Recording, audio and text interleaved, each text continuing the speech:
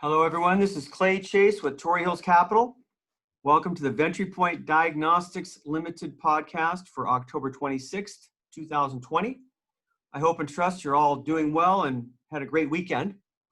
Now, since the company we're talking to today is fairly new to the Torrey Hills Capital group of companies, plus given the fact that they've been flying pretty much under the radar for the last 9 months, some of you might not be familiar with them, which is why we're very excited to bring them to your attention today. Ventripoint Diagnostics is a commercial stage healthcare company that has developed an extremely valuable diagnostics platform which addresses a very large unmet need in the medical scanning market space. What this platform does, and it really is fantastic, is that it enables the massive in-place fleet of two-dimensional ultrasound devices to create highly detailed and accurate three-dimensional views of the heart. Now, prior to the introduction of Ventripoint solution, the only way to get this data was using an MRI. But the use of that equipment to perform this task had a number of significant drawbacks, which we will cover during the call. And these limitations to using MRI to scan the heart have really swung the door wide open for Ventripoint to move this platform into the health community in a big way, which we'll be addressing during the presentation as well. Now, following today's presentation, which will last about 45 minutes, have a short Q&A session. That being said, if you have a question during the presentation, simply click on the Q&A icon on the Zoom taskbar, type in your question, and we'll be sure it gets addressed at that time. Now, during the Q&A portion of the presentation, if you'd like to ask a question online, simply raise your hand or click on the raise your hand icon on the taskbar. We'll enable your microphone, and remember that you'll need to turn your mic on as well so that we can hear you. Also, post the presentation, we'll be sending you a brief survey to complete to give us your impressions of the company and key takeaways from today's call. It's important that you get this survey back to us in a timely manner so we can get that information back to the company. Okay, let's get started. Ventripoint Diagnostics trades on the OTC market under the ticker symbol VPTDF and on the TSX Venture Exchange under the ticker symbol VPT. Ventripoint shares are currently trading around 8 cents per share and represents a market cap of roughly $5 million. In other words, plenty of headroom here for significant shareholder appreciation as they step up sales volume of their systems, which they're doing right now. Get this going here. Great. So with us today to discuss Ventripoint Diagnostics and their growth strategy going forward from here is the company's Executive Chairman and CEO, Dr. George Adams. Hi, George. How are you today? I'm well, Clay. Glad to be here. Great. Well, fantastic. Can you see my screen, George? I can. Great. Okay, good. I'm going to do something quick just to go through the cap structure, and then we'll pass the baton to you, and you can give us a presentation on the company. Ventripoint, as I mentioned, trades on the TSX Venture, ticker is VPT. On the OTC, OTC is VPTDF. Currently around 90 million shares outstanding. We can't see that slide. You have the slide. So screen is resume share. That should do it. There you go. Now fantastic. Okay, I'm still learning the Zoom dashboard. There's always a little quirk, it seems like, on every presentation. So sorry about that. So we got about 90 million shares outstanding, 128 fully diluted. Gives us a market cap right around $6 million right now in US dollars. Insiders ownership about 4%, public float about 96. So to get into the presentation, we'll let you take it from here, George. The floor is now yours. All right. So thank you for coming to join us today. And as Clay said, if you have any questions, I'm happy to answer them as we go or at the end.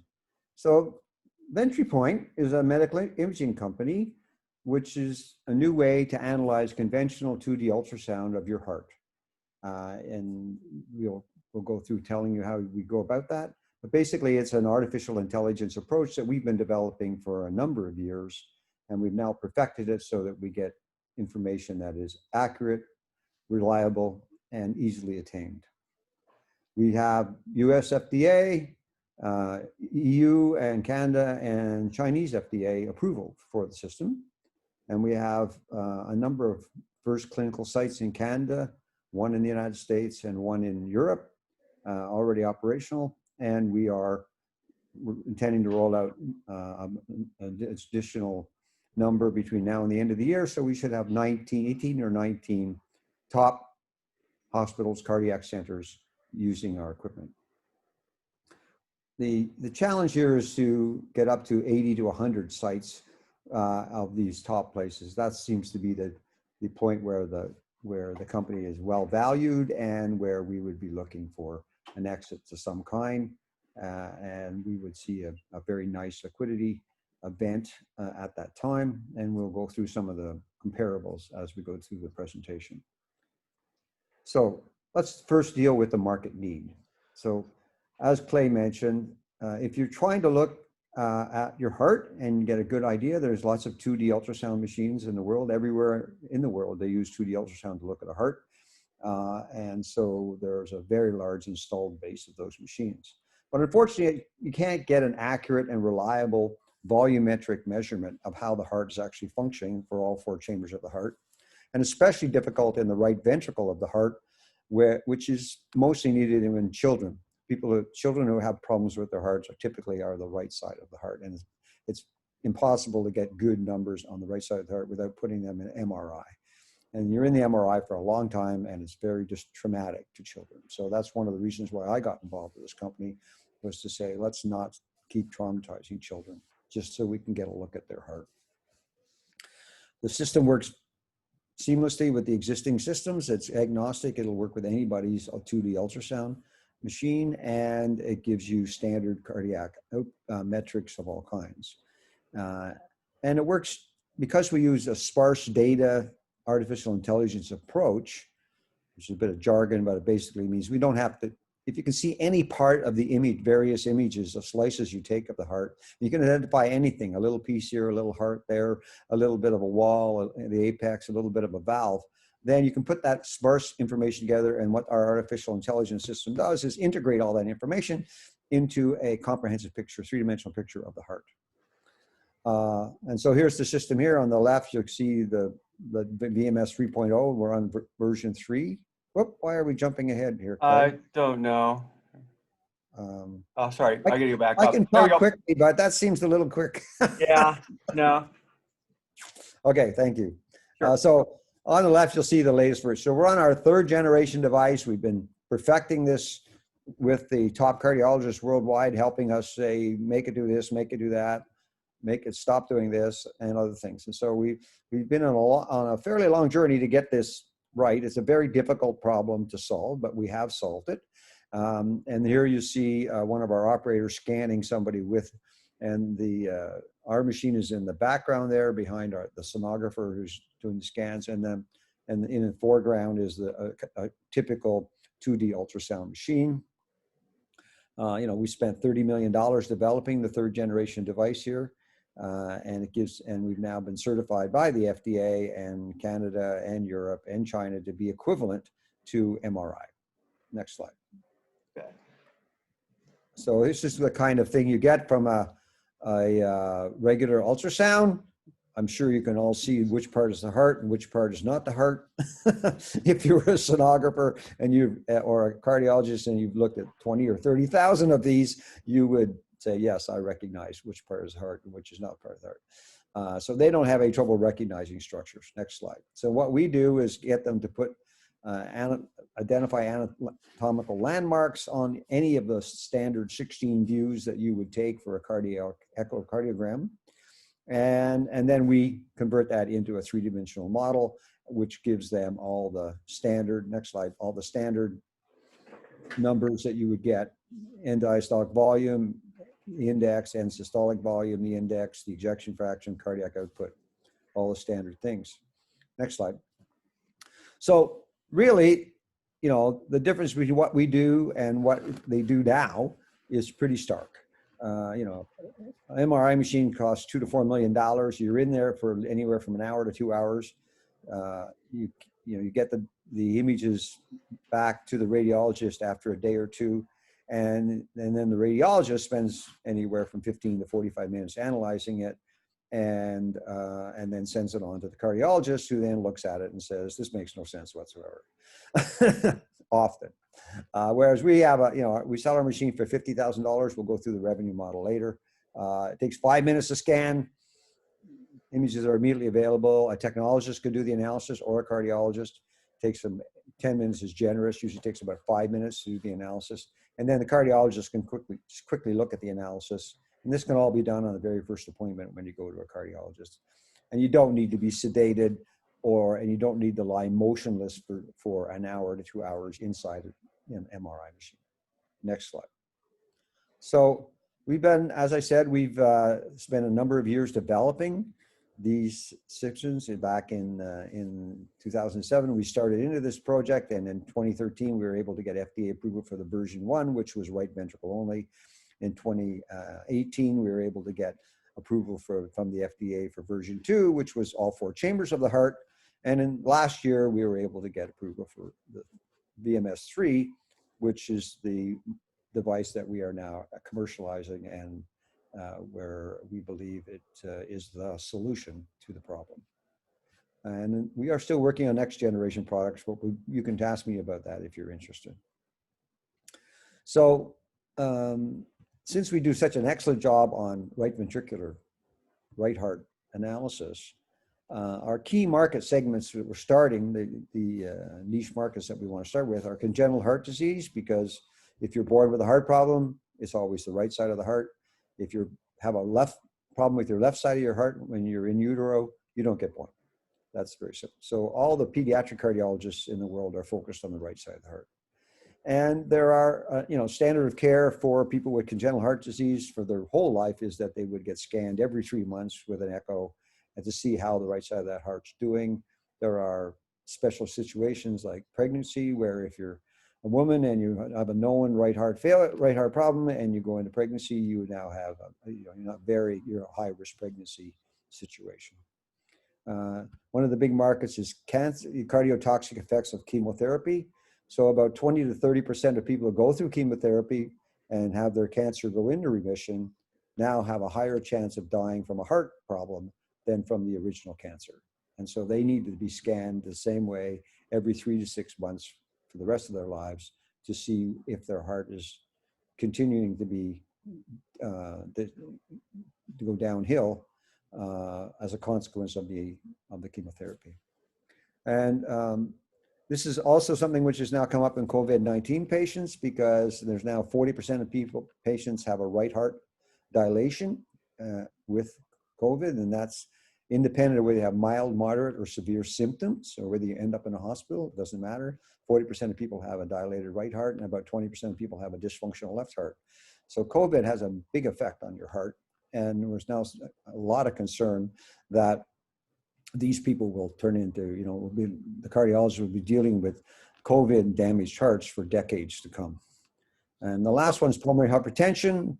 This is a significant patient population of people who, there's all sorts of reasons why you get pulmonary hypertension: COPD, sickle cell anemia, anything that really damages your lung cancer, smoke inhalation.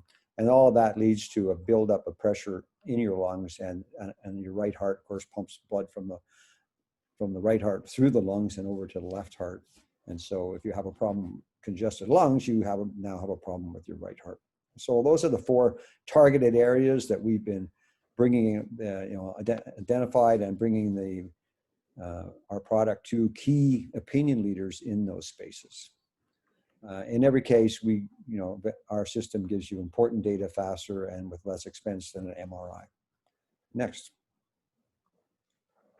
So heart disease is still a leading cause of death for both men and women worldwide. Cardiac measurements are critical to assess the heart. There's about $1.4 billion spent every year on new echocardiography machines. And actually, it's about $200 billion a year spent on cardiovascular disease in the United States. So those are all big numbers. There's lots of room here for making it better. And I could talk for weeks on how, all the other needs and ways to make cardiac diagnostics and cardiac treatment better. But let's just focus on what Ventripoint does today. Next. So one of our key placements in the last month has been MD Anderson Cancer Center. As you probably know, MD Anderson is in Texas at Houston. and it's the #1 cancer center in the entire world. It's actually about 12 or 13 different hospitals. It's a campus unto itself. And I actually did research at MD Anderson when I was a postdoc down in Houston after my doctoral degree. And so been there, done that.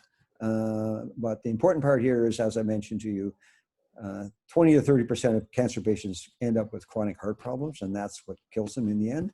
And so the cardiologists there want our machine to begin to try and identify those people earlier in the procedures, figure out whose heart is really being damaged by the chemotherapy, and see if there's a way to minimize that damage during the cancer therapy.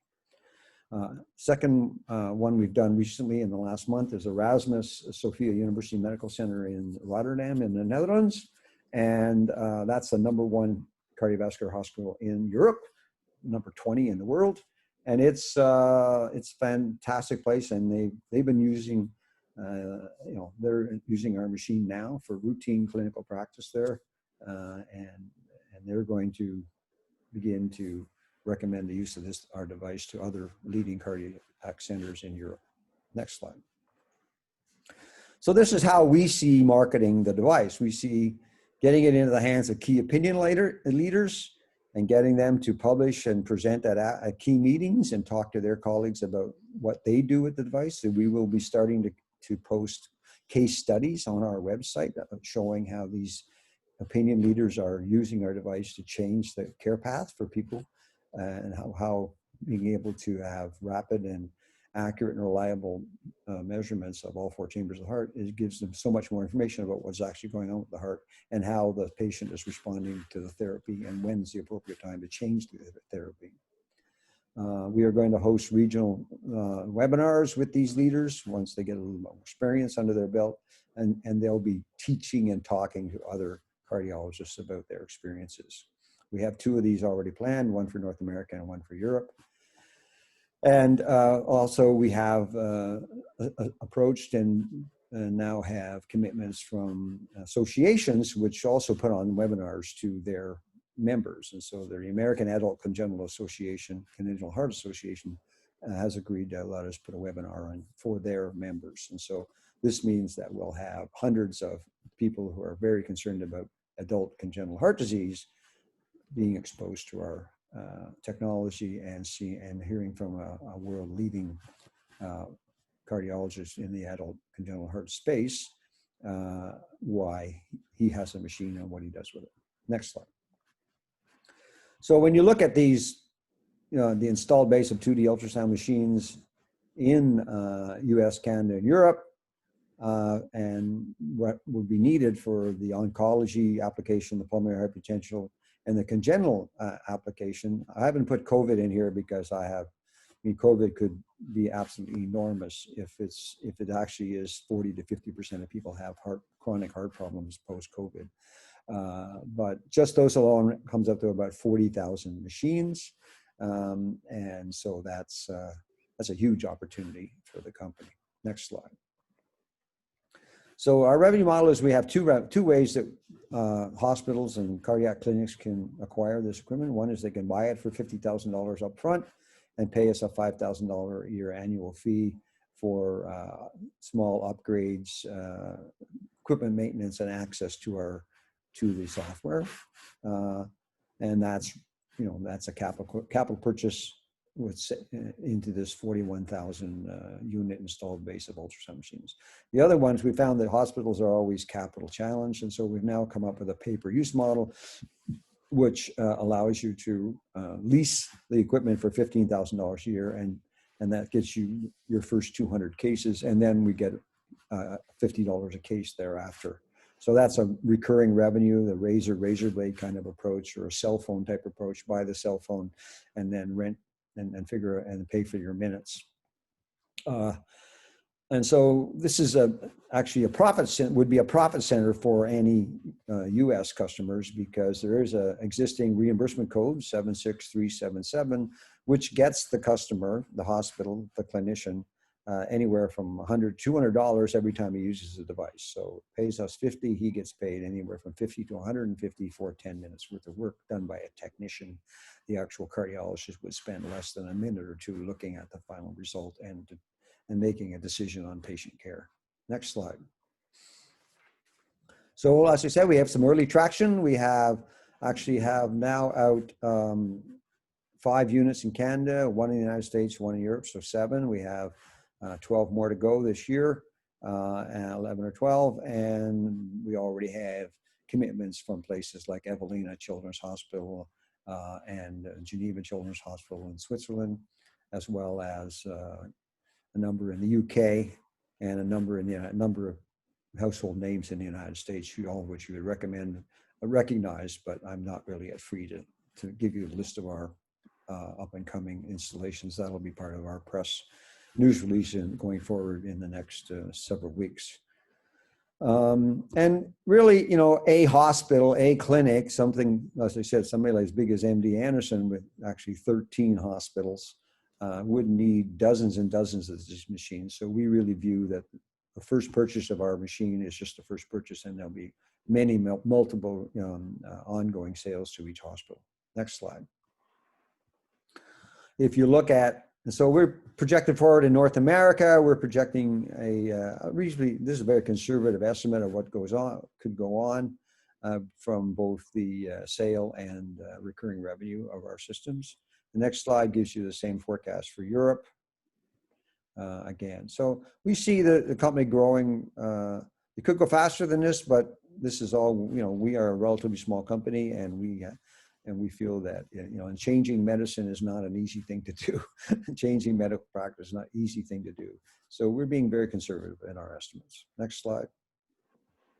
Our exit opportunities are pretty, you know, we really see somebody coming and acquiring us. The reason Philips, Siemens, and GE, and Samsung, and Mindray are leaders, have, you know, basically control cardiac ultrasound worldwide is they buy up everybody who gets in close to something new.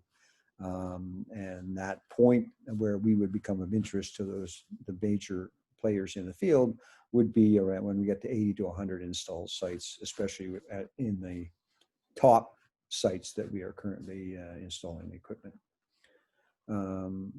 Get one example here is a company called TomTech, which built an analytics package, a software-only package, analytics that analyze both 2D and 3D ultrasound. And they were recently bought by Philips for more than $100 million. And now, and in fact, GE and Samsung and Siemens all use TomTech software to analyze 2D and 3D. And then they're now not getting the upgrades of that software from Philips. So they need a solution to continue to improve their own software. Other possible acquisitions are from service providers. So there's a number out there, McKesson, Circle, PIA, who are third-party providers of software to both improve throughput, workflow, as well as to analyze MRI. And so it would be a natural fit for an MRI analytics company to take on doing echo analytics. And so we were talking to all these people on a regular basis, but we basically have to show that the marketplace is adopting our technology before we're going to have any meaningful discussions with these people. Next slide. So we're an experienced team. This is my 7th time around. I've built products for and commercialized them for years. Whoops. And in fact, I was named the technology pioneer of the world for the World Economic Forum back a few years back, and the medical devices I've commercialized over my 35-40 years at this business have treated 300 million people. So I'm very comfortable that this Ventripoint product will get the market, will treat millions of people a year like my other products. It takes some time. Desmond Herson is our Chief Technology Officer, and he's had 30 years of building products and commercializing for Sonosite, Fuji, and a number of other ultrasound companies. He's absolutely fantastic development engineer. Elvira Ikonovic is our Chief of Operations, really, and our regulatory. She is fantastic at making everything work, and so we have ISO certification, 60601 certifications. We have, FDA certifications, all of that. We have our own we manufacture these equipment ourselves, and so we have all of those regulatory and capabilities. And Dave McFedrin is our Chief of Sales, and he is 30 years experience selling equipment to hospitals, imaging, most recently for Siemens. And so we have a pretty small team, but a very good team that has a number of years of experience in the industry and knows what we're doing. Next slide. So finishing up here, we are, it's a $2 billion market opportunity for us. We've substantially de-risked it. We've been through the FDA 3 times. We have FDA, Canada, Europe, and Chinese approvals for the equipment. We have over 150 publications done by external independent research groups worldwide showing the product gives you equivalent results to MRI, again, certified by the regulatory agencies. And we've had recent takeouts of people who build analytical companies by the big companies north of $100 million. And our current valuation, as Clay said, was $5 to $6 million. So there's an excellent chance for return here over the next 12 to 18 months. We would see having our 80 to 100 installed sites done by end of next year or early the following year.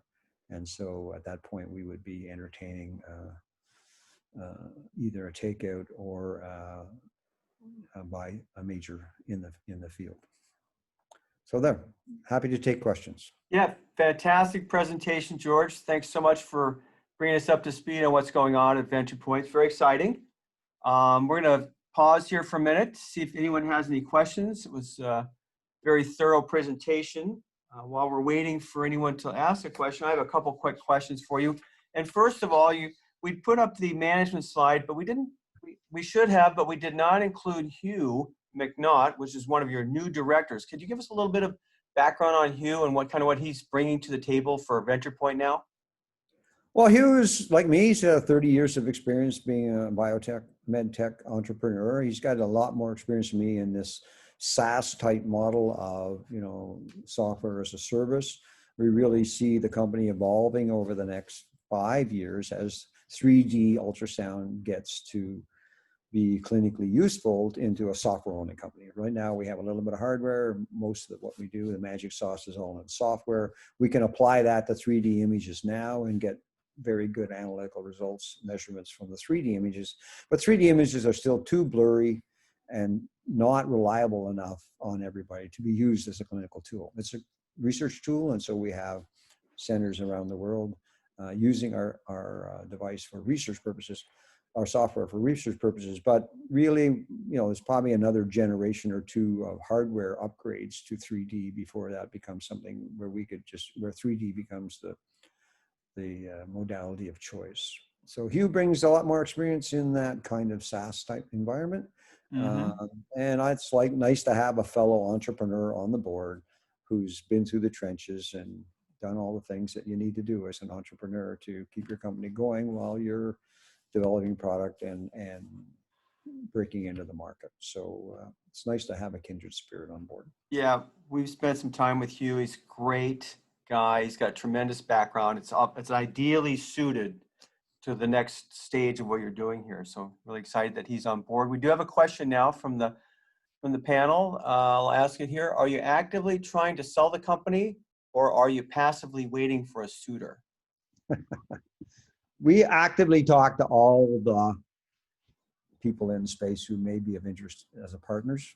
We have some pretty in-depth discussion going on with one of the majors right now. It's not based on an acquisition. It's simply getting them up to speed about what we do and why it's important. COVID has, been a benefit and a distraction. A lot of a lot of companies are struggling with just trying to do their day-to-day stuff with COVID, with all their employees working at home.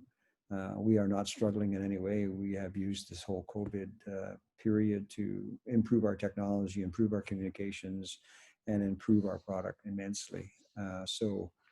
But other big companies are struggling, and so we talk to them. But we hear the same story from everybody. When you've got 80 to 100 installs in some of them in the top centers, like MD Anderson, then we will be very interested in having a much more in-depth discussion about how we could work together going forward, and those discussions I know, because this is my 7th company around. I've sold my previous companies to DuPont, to Pfizer, to Boston Scientific.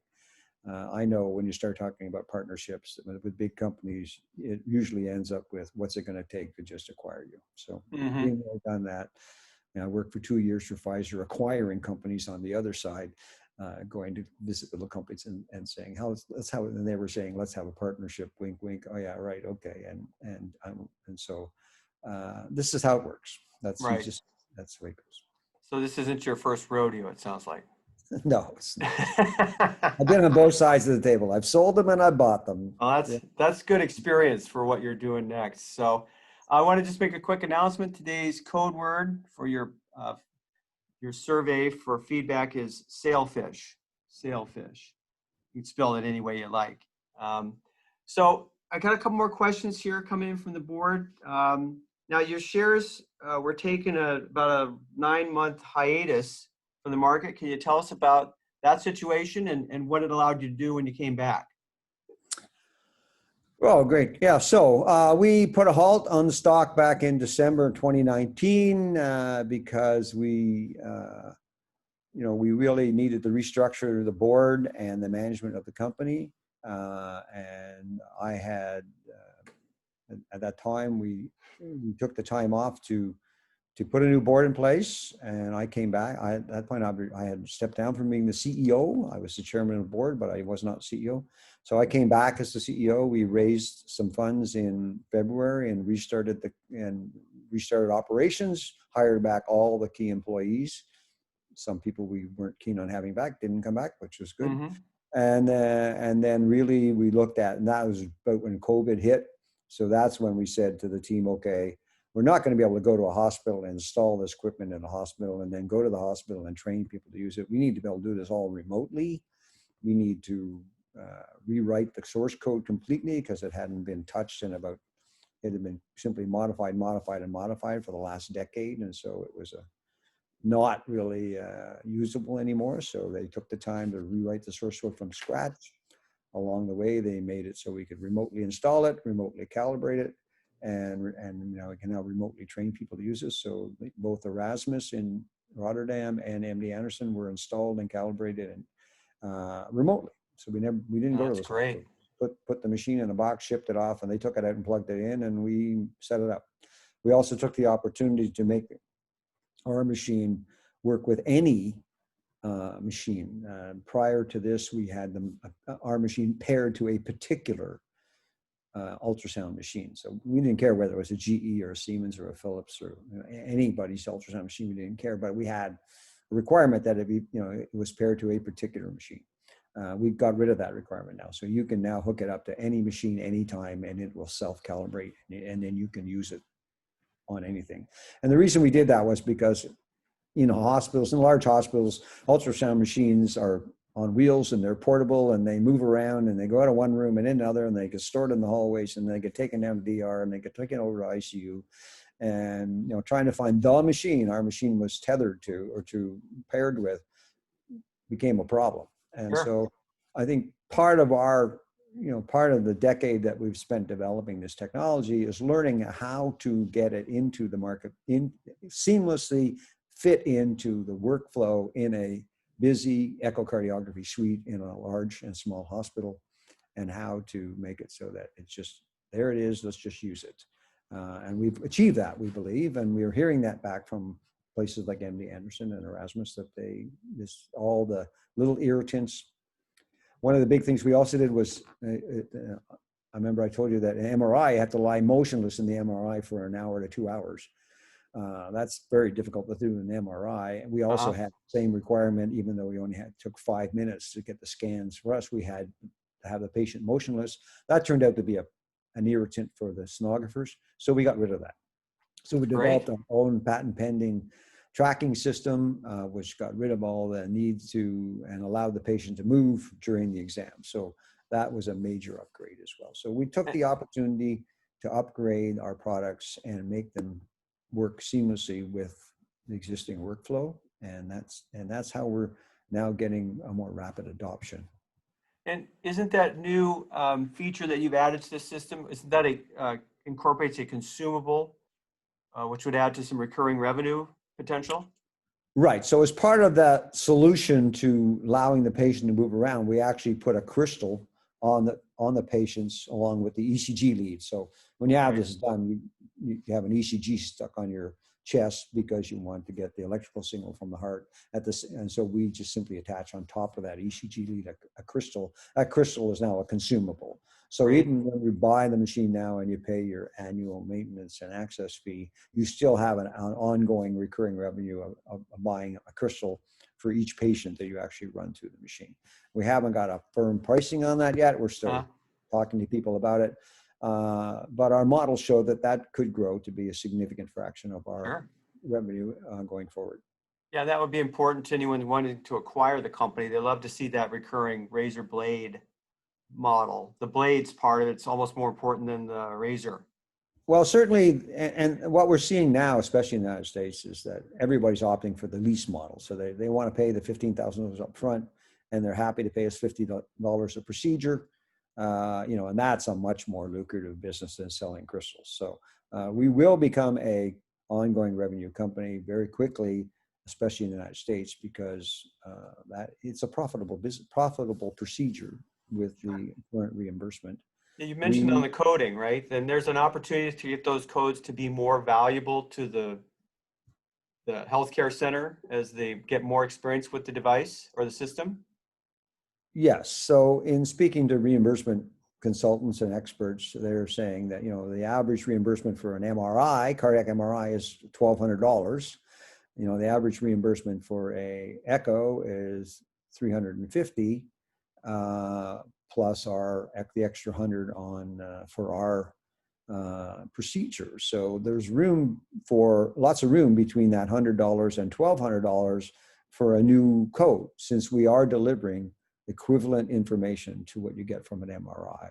There's no reason why we can't go back and ask for a higher code. And they're saying somewhere in the $350 to $500 range would be more than reasonable for what we do.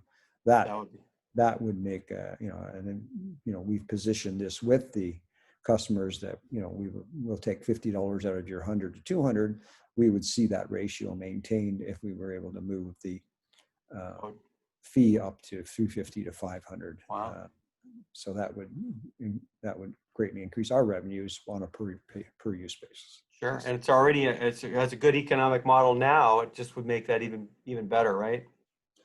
Oh, absolutely. I mean, and we are going to go forward and do outcome studies, which shows that the economics of that. When you get good quality data on the right and left side of the heart, you make better clinical decisions and you save a lot more money. You save the healthcare system billions of dollars. We've modeled some of these scenarios, and billions of dollars a year by getting better information. So we're going to go forward and do those studies over time and show that our system is able to just keep people out of the hospital, basically. Right. And as we talked about the other day, there's a great opportunity for this for hypertension, where there's a lot of the information is not that great when they take your blood pressure. This would be a much better, accurate way to determine if someone's got hypertension. It's a huge market opportunity as well. Yes. Yeah. I mean, people don't, you don't typically have a quick 2D ultrasound procedure done at your GP's office. They measure, you sit you down in a chair and use a sphygmometer to measure your blood pressure. That is a very, crude way to get an idea of what's been going on with your heart and your whole cardiovascular system. And the 2D ultrasound systems are now becoming sufficiently inexpensive and sufficiently easy to use that your average GP can use one of these. In fact, all doctors are trained to do 2D ultrasound now in medical school. A very quick 2-minute procedure with an ultrasound and then using our system to calculate the volume of your left atrium would be a far better way to determine whether you actually have hypertension or not, or whether you just have white coat hypertension, which is you're excited because you're at the doctor's office. I think the issue here is, people who have real hypertension and people who have white coat hypertension, you can't really tell the difference by simply measuring their blood pressure. Right. So often doctors say, you've just got white coat hypertension, go home. When you actually do have hypertension and you should be medicated with a very inexpensive pill once a day. And that doesn't happen. So you end up in the emergency room and consume tens of thousands of dollars of healthcare dollars due to the acute heart attack, when you should have been being medicated and that heart attack wouldn't have happened. We know that from looking at millions and millions of cases. That we can prevent heart attacks from happening by, controlling blood pressure. That's great. So there's lots of opportunities here beyond just looking at the right, left ventricles of the heart. Yes, just for cardiac measurements, things like that, right? Right. So, there's lots of opportunities here for dealing with less severe cardiac problems than right heart failure or left heart failure or chronic congestive heart failure or valvular disease and all the things we were talking about. Right. I mean, this routine blood pressure is something this company can do extremely well and would take billions, tens of billions of dollars out of the healthcare budget for cardiac care just by doing a better job measuring what is actually happening with the heart. Well, it sounds like it's a much better mousetrap than exists in the marketplace right now. We have a follow-up question to one earlier. You'd mentioned the fundraise. What's the runway look like for the company right now in terms of your cash available to fund operations as you start building more sales in the pipeline? Right. So we have a runway of about 9 months worth of cash in the bank right now. We have some warrants outstanding, which are in the money. And so people are exercising some of those warrants. So we're getting a cash flow influx at this point in time. We also anticipate having significant sales in the next 3 to 6 months. So that will add to the runway. If this COVID opportunity is as big as we think it is, then we may have to, then we might have to gear up and become bigger faster. But that remains to be seen right now. Just in the model, the projections I gave you are just regular business going out and just deploying this and getting to 80 to 100 sites deployed in the next 12 to 15 months. Yeah. Well, this is precisely the type of company that we're always looking for. It's kind of underfollowed, certainly undiscovered by the investment community. You're in a very fast, or I think a rapid adoption mode of your system, entering kind of into maybe the hockey stick part of the sales, which really speaks to a valuation that's, I'd say, multiples of where your current market cap is. You've got sufficient cash to move the company forward over the next year plus. As you start building these sales, you might never need to raise capital again if these sales start to really ramp, which it looks like they're going to. So we're really, really excited to have you on today, George, and get a good overview of Ventripoint, everything you're doing now to build shareholder value for the company. The VMS 3.0 system looks fantastic.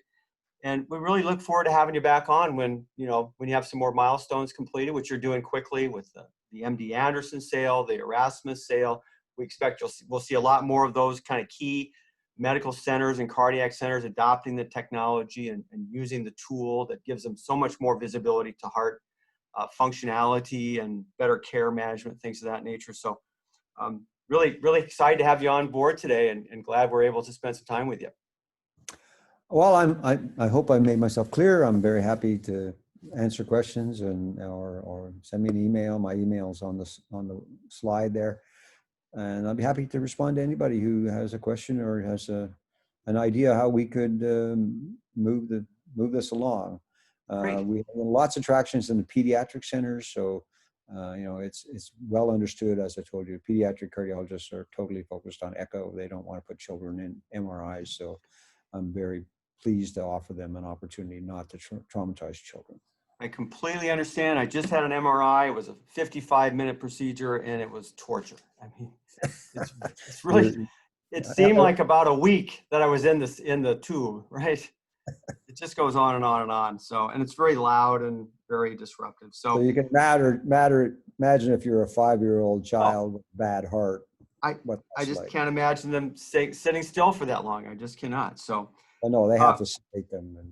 Yeah, I imagine so. Basically, anesthetize them, put them on a ventilator, and then clamp the tube on the ventilator to make them hold their breath when they want to take the slice. So, it's as one cardiologist told me when I first started this company, he said, "I'll do anything not to have that interview with the parents to explain to them what we're going to do to their poor little child to try and." I can imagine. Yeah. It just pain in the cardiologist's eyes, not just the patient and the parents. So. Well, no question you've got a better solution here. So, and that's why it's finding its way into the marketplace. Again, if you like additional information on the company, you can go to the website, which is www.ventripoint.com.